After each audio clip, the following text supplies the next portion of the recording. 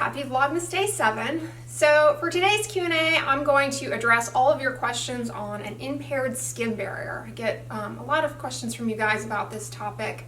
The skin barrier serves to protect the body from the outside world, from pathogens, as well as to keep water in the skin. And our skin barrier is largely comprised of the outermost layer of our skin called the stratum corneum, or the topmost layer of the epidermis, which is kind of like a hard, waxy shell.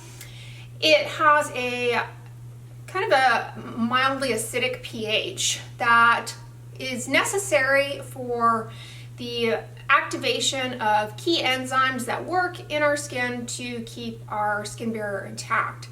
A variety of insults can lead to disruption of the skin barrier and disruption of the pH of the skin barrier, or that acid mantle. And when the skin barrier becomes impaired, one of the things that happens is you get an increase in water loss out of the skin. Water evaporates from the deeper layers of the skin up through the stratum corneum. This is referred to as transepidermal water loss. Furthermore, when the skin barrier is impaired, you are predisposed to irritation, inflammation, redness. If you're someone with acne, this is a common scenario for the acne to flare when the skin barrier is impaired. You also when the skin barrier is impaired, you are also at heightened sensitivity for developing problems to irritants and allergens that come in contact with the skin, whether that be from skincare products that you're using or just our day-to-day routine, things that we touch with our hand and then subsequently touch our face, touch our skin, can cause problems more so than ever before. And we're also more sensitive to some of the medications you may be applying to your skin for control of certain skin diseases. They can be more irritating when the skin barrier is impaired. Well, what things lead to an impaired skin barrier? First thing, actually, believe it or not, is water. Water on the surface of the skin kind of dilutes out some of the waxy component of the skin, and that barrier kind of dissolves some of the lipid component just ever so slightly, and also evaporates off of the surface of the skin. And when water on the surface of the skin evaporates, it pulls more water out of the deeper layers along with it and out into the atmosphere, leading to increased transepidermal water loss and barrier dysfunction. In that same vein as water, excessive sweat on the skin can also increase transepidermal water loss. Excessive bathing habits also lead to an impairment of the skin barrier. When we take long hot showers, for example, that excessive exposure to water can pull water out of the skin through evaporative losses. It can disrupt some of the lipid component of the stratum corneum and lead to more dryness. And then when we add soap onto that, soap is very alkaline and can further disrupt the acid mantle.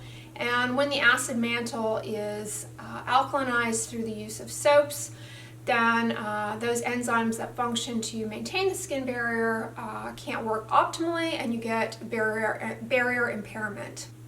Most bar soaps are actually a very alkaline pH and are much too harsh for the skin. Therefore, there are a variety of synthetic detergents that have been formulated at a slightly more acidic pH that are touted to be sensitive skin friendly and gentle. And while these are better than harsh alkaline bar soaps, they still can and do impair the skin barrier.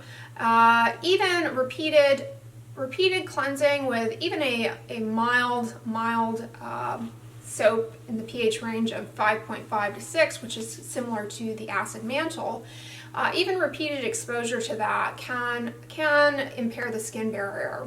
Soap is actually more drying to the skin than just plain alcohol. Alcohol will kind of dry out the cells themselves on the top layer, but soap, even at a more acidic pH, soap will dissolve some of the natural lipids in our skin and increase transepidermal water loss and lead to an impaired skin barrier. Age also has a lot to do with skin barrier integrity. Believe it or not, when we're first born in the neonatal period, for the first 2 days of life, the skin in general, the entire skin surface is actually at a very alkaline pH. And that's interesting because at that alkaline pH, as I mentioned before, certain skin enzymes don't function optimally. whereas others that result in peeling of the skin are more active, and it's probably part of what is responsible for some of the peeling that you see in newborn babies in the first few days of life. Ceramides are a key lipid component of the skin barrier, and as we get older, or wiser as I like to say, we become deficient in ceramides to a certain extent, and as a result our skin barrier has more of a tendency to become impaired, leading to dryness. There are also certain diseases like atopic dermatitis in which there is some deficiency in not only ceramides but also other components of the skin barrier, like a protein called filaggrin. The pH of our skin barrier also varies quite a bit with anatomical site. So actually the pH in our armpits, under the breasts in women, and in the groin area, anywhere where there's skin-on-skin contact, folds, the pH in those sites is much more alkaline than in other sites of the body, and therefore actually in these sites of the body the skin can tolerate soaps much better than in other areas due to the more alkaline pH. As a result of the more alkaline pH in those areas, however, those skin sites are more readily colonized by pathogens like yeast or candida, for example. Those are areas where you can get diaper rash, for example, in a baby can get a diaper rash. You can get kind of yeast infections under the breasts in women. Those areas tend to be very moist, very humid, and are at a more alkaline pH and have a less hardy skin barrier. Furthermore, those are areas where there's sweat, irritation, sweat stays on the skin, further impairs the barrier there. And then certain skin diseases come with a tendency towards barrier impairment. I already mentioned eczema or atopic dermatitis. People with rosacea also have a component of a skin barrier defect. They have a tendency towards dryness as a result, and sensitivity to things that come in contact with the skin. Otherwise innocuous irritants are really, really difficult for people with rosacea to tolerate due in part to an impairment in their skin barrier. In addition to eczema and rosacea, people with acne also have a component of an impaired skin barrier. And in acne, that is a component of their disease pathophysiology that is frequently neglected. People with acne sometimes are very fearful to use moisturizers, that they may break out with the use of moisturizers. But in acne, there is a component of a barrier defect. Furthermore, the topical medications and treatments that are often prescribed and used to treat acne further compromise the skin barrier in treating some of the parts of the acne. So, for example, salicylic acid makes people peel and can be drying and irritating. Benzoyl peroxide, topical retinoids like tretinoin or adapalene, those are all things that, to a certain extent, impair the skin barrier. They result in peeling of the skin and increased transepidermal water loss. And so there is already a component of a barrier impairment to begin with in acne. It gets exacerbated by treatments, and it is often neglected. It has been shown time and time again that consistent use of a moisturizer can help people with acne, and that people with acne who use harsh alkaline bar soaps actually have an increased burden of inflammatory skin lesions in comparison to those who use more gentle traditional Sindent or synthetic detergent cleansers or non-soap facial cleansers that are pH'd much more appropriately in the ballpark of 5.5 to 6. So people with acne definitely need to be using moisturizers. Moisturizer use does not make the skin barrier lazy. That is a myth and is not substantiated by anything in the dermatology literature. It's consensus opinion that moisturizers are a helpful and necessary component of management of eczema as well as acne. So some tips for staying on top of your skin barrier would be, first and foremost, limit the duration of bathing and the number of times that you bathe per day. Each time you bathe, you expose your skin at least to water that is going to dilute some of the lipid component and pull water out of the skin and increase transepidermal water loss and lead to barrier impairment. So keeping your showers short, no more than 10 minutes, and not using extremes of temperature. Very hot water can dry out the skin. Ice cold water is also not ideal. So just lukewarm water is the most appropriate, and a short shower. Also, limit the use of soap. I get many questions about body soaps. Can I recommend a soap or a liquid soap? And a lot of people are shocked by the fact that I personally don't use soap on my body. Soap, as I alluded to earlier, regardless of the pH and regardless of how mild the soap is, does disrupt the skin barrier by dissolving the lipid components. Soap is more tolerated, however, in areas of the body that I talked about, the folds, for example, where the pH is a little bit higher. So those areas can tolerate soap. It's okay to use soap. It's everyone's, it's your own prerogative. However, as far as the best soap, you want to choose one that is a gentle liquid soap. Ideally, the pH should be around 5.5 to 6. And manufacturers are not necessarily going to disclose the pH, but there was a study just looking at some common over-the-counter soaps and their pH, and they varied quite a bit. You'd be surprised, Dove, which is touted as a, quote, gentle soap, actually has a very alkaline pH. Also, Cetaphil. I used Cetaphil as a face wash for years and hated it and always found it irritating and not a very good cleanser. Come to find out, Cetaphil actually has quite an alkaline pH. Cetaphil facial soap, the facial cleanser, actually has quite an alkaline pH. So not really ideal. Personally, I've had good success, although I've never actually pH'd it myself. I've had good success with CeraVe and Neutrogena. I have a whole video on cleansers that I recommend, so I'll list that down below in the description box for you guys. But those are cleansers that I recommend for the face, for removing makeup and sunscreen throughout the day. But as far as body care and keeping your skin barrier in mind, I would really be as conservative as possible with the use of soap.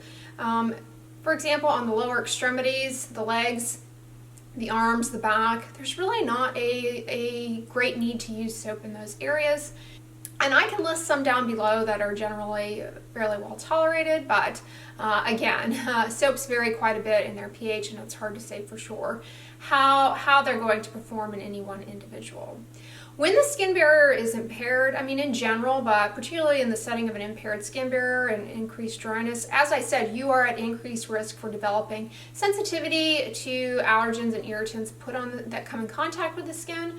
So more so than ever, that is the time to make sure you're really conservative with the ingredients that are in your soaps and not choose soaps that have fragrance, essential oils, as people tend to be more likely to become sensitive and irritated by those things, particularly in the setting of a skin barrier impairment.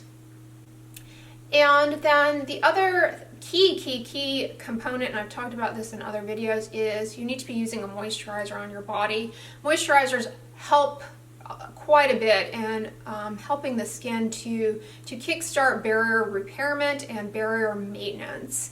And they're called barrier cream. A lot of them are called barrier creams. They have ingredients like dimethicone, which is occlusive and can help to slow down transepidermal water loss. They have emollients that soften the top layers of the skin. They have humectants that draw water from the deeper layers of the skin into that stratum corneum, that top layer of the skin, really hydrate it and keep it functioning optimally. They also help to control the pH of the acid mantle, allowing those enzymes to work optimally. So using a moisturizer is ideal. Electing a moisturizer that is free of fragrance is very prudent. And electing a moisturizer with some specific ingredients can further be helpful. For example, moisturizers that contain alpha hydroxy acid or urea, those can slightly acidify the surface of the skin and help in barrier integrity. These include things like lachydrin, for example, has lactic acid in it, and alpha hydroxy acid, and lactin.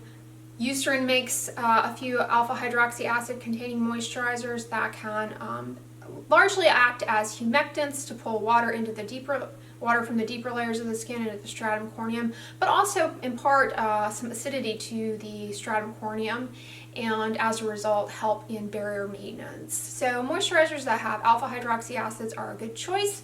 Additionally, moisturizers that contain synthetic ceramides also are a good choice, because it has been shown that moisturizers that that contain ceramides. When ceramides are applied exogenously to the skin, they help the body kind of kickstart barrier repair more expeditiously, more efficiently, particularly in people with eczema. And then another ingredient that's very helpful in moisturizers is niacinamide, and you will frequently find it in moisturizers. Niacinamide is an antioxidant, but it has been shown to help boost the skin's production of its own antioxidant system, as well as help in barrier restoration and in skin barrier maintenance. It's helpful for decreasing redness that is associated with an impaired skin barrier, so that is an active ingredient to look for in moisturizers. But keeping the ingredient list minimal is ideal. So I will list some of my favorite moisturizers down below in the description box, but that would be my last tip, in addition to being conservative with your bathing approach, as that disrupts the skin barrier. Also being aggressive with your moisturizing and moisturizing routine. Making sure to moisturize certainly immediately after bathing, when the barrier is most preciously susceptible to impairment. Really help to kickstart restoration very quickly, but also on an ongoing basis throughout the day. So I hope this video was helpful to you guys in sort of addressing the common reasons why our skin barrier becomes impaired, some of the key processes that are involved in maintaining it, and reasons why it can go awry and how to kind of stay on top of it. If you like this video, give it a thumbs up, share it with your friends, and as always, don't forget, sunscreen and subscribe. I'll talk to you guys tomorrow. Bye.